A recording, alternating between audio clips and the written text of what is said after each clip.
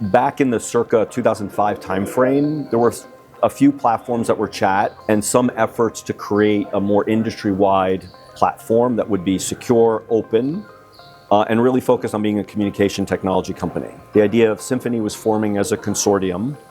Cloud9, a cloud voice company, had been born around 2014, same time. So as the cloud was coming and as communication technologies became more important, I would say from, say, 2010 to 20, the generational shift to direct messaging and chatting in general. And then the pandemic hit, which created a spike in usage of these types of software in cloud tools. There's a lot of chat in the industry. Some of it's locked in, some of it is happening on non-compliant channels like WhatsApp. So how do we bring all that together? We believe Symphony is at least a big part of that puzzle. It's not the only part of the puzzle, right? It requires working with exchanges, clearinghouses, ISVs of all kinds, data companies, and then keeping the trust of the industry so that they are comfortable putting bots, people, and workflows on our network or interacting with our directory.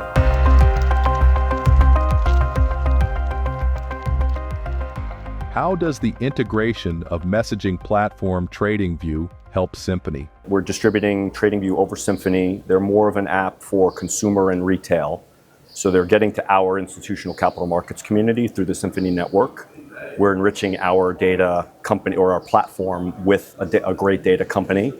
We're actually also embedded in TradingView. So TradingView is available over Symphony, and then you can share from within TradingView via Symphony. So you can share charts and news and research. So it's a really powerful tool, and it puts us into the data world indirectly, but with a great partnership. What other platforms are you integrated with? Interoperability is a really important concept in general and for us. We love people being on Symphony, the network, but there are times where you're not. You're on your own internal system. You may be on a Teams chat or a Zoom call. So we provide a lot of access to these tools, specifically on Teams, where you could be an internal user messaging on Teams, connected to a Symphony user, and then that Symphony user could be connected, pretty elegantly to the outside world. So that workflow across either front, middle, or back, or all three together, is an important thing as we look to these communication platforms to really become much more of a force in our industry workflows versus maybe on the side and really an email-intensive industry today. What opportunities do you see in the Middle East? We opened up an office in the Abu Dhabi Global Market in the UAE, the ADGM. So specifically in the Middle East, we have a presence now in UAE. We're really excited about what's going on there in terms of the build out of a very large capital market, institutional market. Many of the global firms are actively moving there, from the private equity and private credit firms to the large custodians, Bank of New York, State Street Northern Trust, all the way through Brevin Howard, Millennium, Goldman Sachs. It's a big build out. It's a global platform really as UAE, so we want to be connected there, and it's exciting to be part of just see a country and a region really ramp up as a real innovative capital of capital is what they call it there.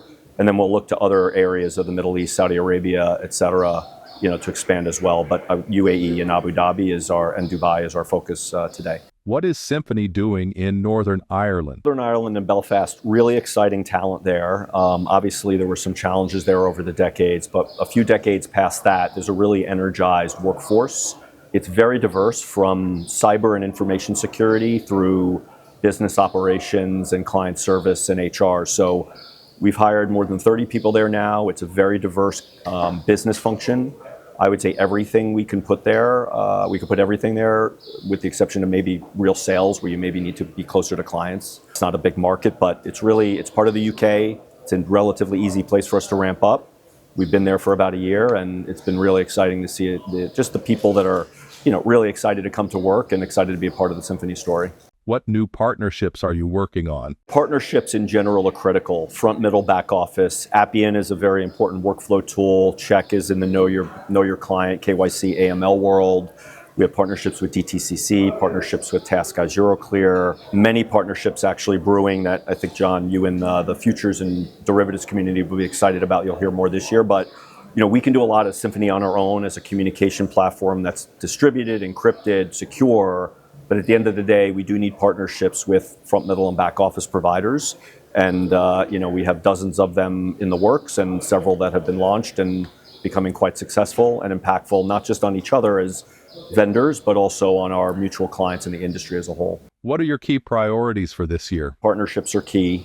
Finding them commercially in terms of the problems we're solving as well. Growing our business generally, but doing that in a way that really solves industry problems and doing it securely. At one end of the spectrum, we have solutions that allow you to be compliant and archived properly when you're connecting to, say, WhatsApp or WeChat or text. So that's a very big solution to bring back some confidence that we're working online. But then also those tools being used in force to really do jobs in banking, in trading and markets, in the front, middle, back office across all functions globally. So it really is solving very targeted, specialized problems with partners, but in a secure way. Last point, we are starting to think hard about quantum technologies and how it might impact encrypted networks and technology. So while this year isn't explosive there, in the next 3-5 years, we're already have an eye on making sure our network is somewhat future-proofed in terms of it being secure, as technologies evolve, including quantum technology.